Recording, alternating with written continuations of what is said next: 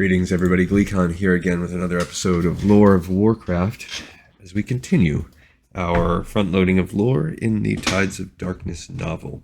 We left off with the Horde officially bringing the war to Quel'Thalas, to the land of the elves in the north, what will eventually become the Ghostlands, actually. I don't exactly know why, but that does happen. They also found the runestones as discussed in Chronicles, and they're going to use them to make Ogre Magi. So, stay a while and listen to Chapter 12. Faster, damn you! Move faster! Illyria struck her thigh with one fist as if that motion could somehow spur the troops to more speed. She paced them for a moment, then sped up, unable to move that slowly for long. Within minutes she had passed the long line of men and caught up with the cavalry again. Automatically, she glanced around, searching for the short blonde hair near the front. There. You need to pick up the pace, she snapped at Turalyon, as she slid between the other horses and moved alongside him. The young paladin started and flushed, but right now she could not take her normal pleasure in his reaction. There was no time for such foolishness. We're moving as fast as we can, he told her calmly, though she noticed he glanced behind him to gauge the troop speed anyway. You know our men cannot match you for speed, and armies always move more slowly than individuals. Then I'll go on myself as I should have from the start, she insisted, tensing to spring past the horses and deeper into the forest. No! Something in his voice stopped her, and she cursed under her breath. Why couldn't she disobey him? He didn't have the same presence as Lothar, and she was cooperating with the Alliance army at her own volition, not from any orders, yet when he did actually command her, she found herself unable to resist, which didn't mean she couldn't argue. Let me go, she insisted. I need to warn them. Her heart twisted again at the thought of her sisters, her friends, her kin, being caught unawares by the Horde. Yeah, I wonder why you wouldn't have sent someone to warn them. We will warn them, Turalyon assured her, and she could hear the certainty in his voice, and we will help them stand against the Horde. But if you go by yourself, you'll be caught and killed, and that will not do anyone any good. It sounded as if he'd meant to say something else, and she felt a sudden surge of, what, was that joy in her chest, but had no time to wonder about it. I gotta say, just to play my cards a little bit here, I read some of these Warcraft lore Reddits, and they were pointing out how all of the major elf characters, for the most part, have to fall for a human. Obviously, as we read in the first one, that's not quite true with Tyrande and Malfurion. They have a romance. But they're pointing out these, and then I just can't help but notice it happening with Illyria here. Yeah, you have your whole race of people, but you just meet this young paladin dude and just have to fall for him. Whatever. I am an elf and a ranger, she insisted hotly. I can disappear into the trees. No one can find me. Not even a forest troll. She turned and glared at the wizard who was riding on Turalyon's far side. Because we know they're working with the Horde, he continued, and we know they're almost your equal in woodcraft. Almost, perhaps, she conceded, but I am still better. No one would deny that, Khadgar agreed diplomatically, though she could see the grin lurking behind his calm. But we don't know how many of them are out there between us and your home, and 10 of them would more than make up for your superior skill. Illyria cursed again.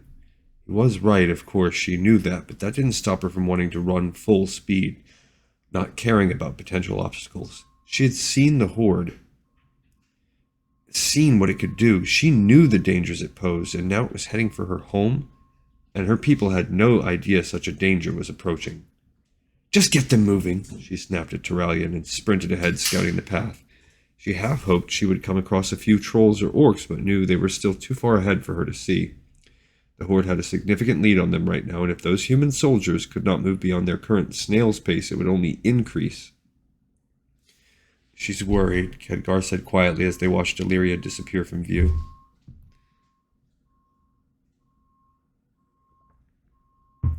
I know, Turalyon replied. I can't blame her. I'd be worried too if the Horde was heading toward my home. I was when we thought they would march toward Capital City, and that's as close to a home as I've had these past 10 years or more, he sighed.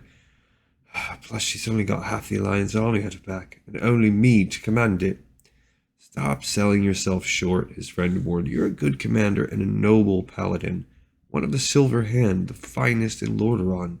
She's lucky to have you. Trallion smiled at his friend, grateful for the reassurance. He only wished he believed it.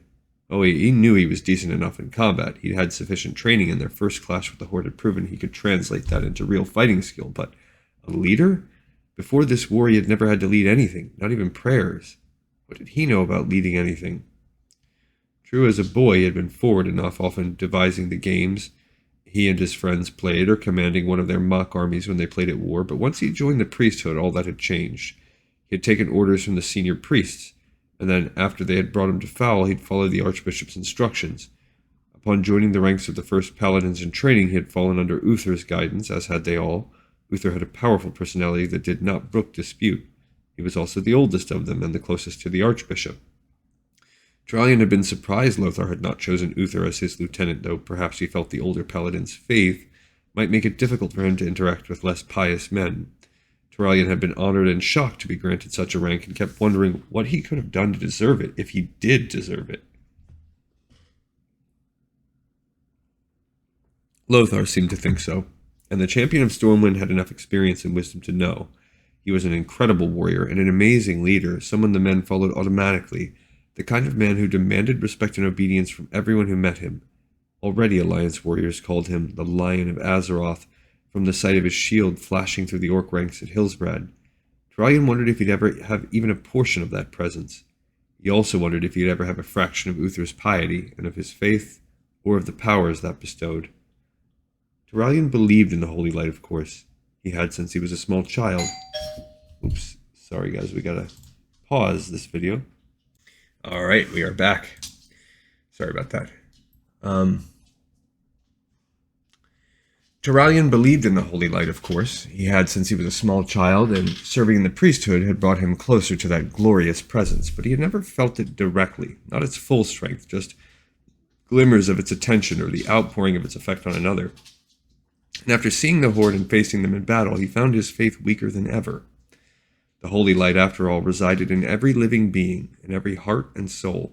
It was everywhere, the energy that bound all sentient beings together as one. But the Horde was terrible, monstrous. They did things no rational being could do, depraved, horrible things. They were truly beyond redemption. And how could such creatures be part of the holy light? How could its brilliant illumination reside within such utter darkness? And if it did, what did that say about its strength? That its purity and love could be so overpowered? But if it did not, if the Horde was not part of the holy light, then it was not universal, as Trallion had been taught. And what did that mean about its presence and its strength, and about the relationship of every being to every other being? He didn't know, and that was the problem. His faith had been severely shaken. He had tried praying since meeting the Horde, but it had been empty words. His heart was not in it. And without that commitment, the words meant nothing, accomplished nothing. Trallion knew the other paladins could cast their blessing upon soldiers, could sense evil, could even heal grievous wounds with but a touch, but he could not. He was not sure he had ever had such talents, and he certainly did not possess them now. He wondered if he ever would. I wonder if orcs can be priests. I think just about everyone can, but maybe they can't. You've gone quiet again. Khadgar leaned closer and nudged him with one hand. Don't think too deeply or you'll fall right out of the saddle. His tone was friendly and only a little concerned, and Trallion did his best to smile at the weak joke. I'm fine, he assured the old-seeming mage, just wondering what to do next. What do you mean? Khadgar glanced around and looked back at the troops marching behind them. You're doing fine.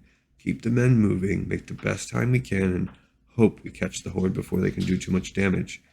I know, Trallion frowned. I just wish there was some way we could pass them and reach Quel'Thalas first. Perhaps Illyria's right. Maybe I should let her go on ahead. But if she got caught, if anything happened to her... He trailed off and glared at Khadgar, who was now grinning openly. What? Oh, nothing, his friend said, laughing. But if you're this concerned about every soldier, we might as well give up now, because you won't be willing to send any of them into battle for fear they'll get hurt. Trallion swatted at the mage, who ducked the blow, still laughing, and they rode on, the army stretching out behind them. Almost there, Turalyon assured Illyria, who was pacing around his horse as if he was standing still. I know that, she snapped, barely looking up.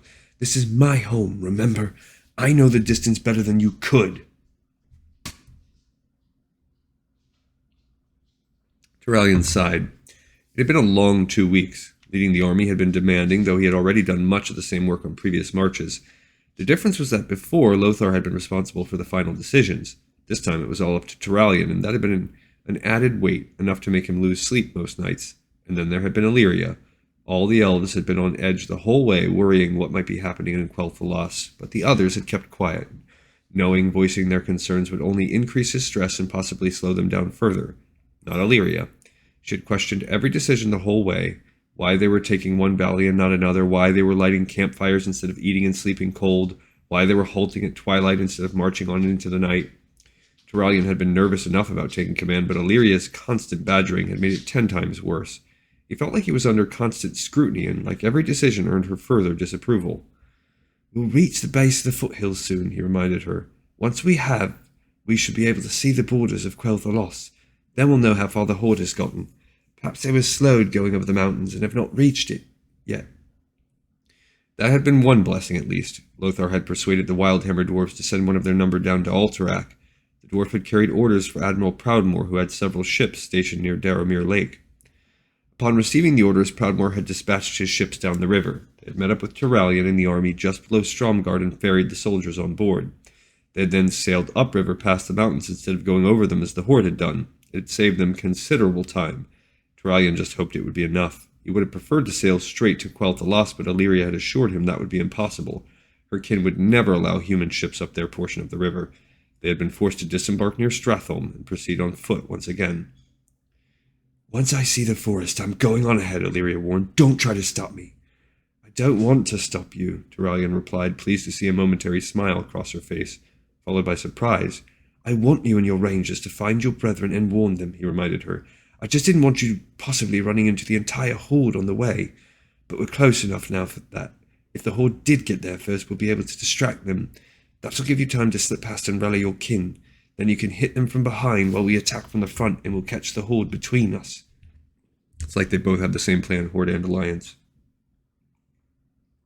Illyria nodded. She glanced up at him silent for once, and then laid a hand along his leg.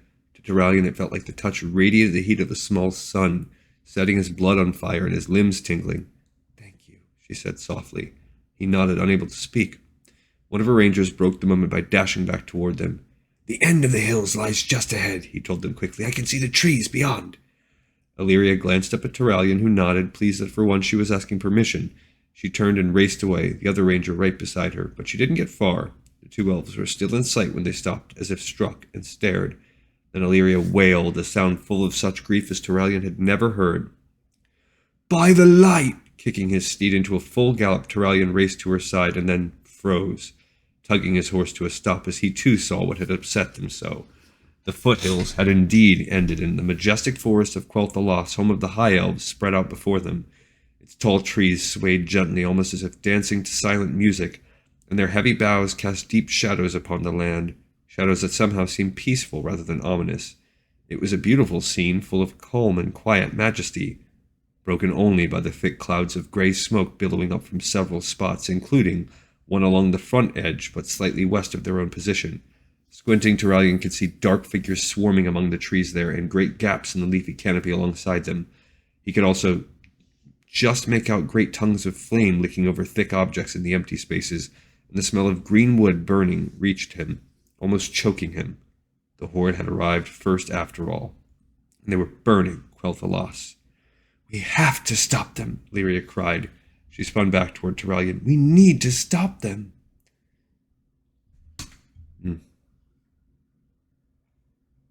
We will, he told her. He looked out a second time, making sure what he saw, then turned to the herald just behind him. Inform the unit leaders, he announced. We will ride north through the hills until we are level with the orcs. Then we will charge, taking them unawares. Warn the men to gather water as best they can and detail several units to put out those fires. We don't want the forest burning down around us. The herald nodded, saluted, and wheeled his horse around, riding back to convey the new orders. Turalyon was already turning to Khadgar. Can you do something to stop the fires? He asked.